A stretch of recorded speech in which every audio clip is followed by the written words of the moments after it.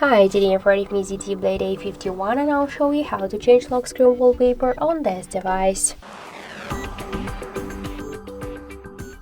So open first the settings, then tap to display section and click to wallpaper. Tap to allow and you'll see here all of the default wallpapers. Also you could click to the gallery and to use photos from your gallery or Google Drive.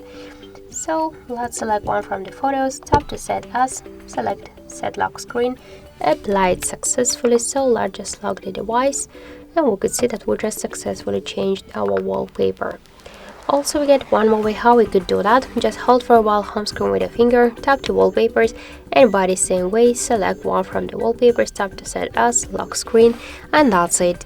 So thank you guys for watching, and if you like this video, leave thumbs up and subscribe.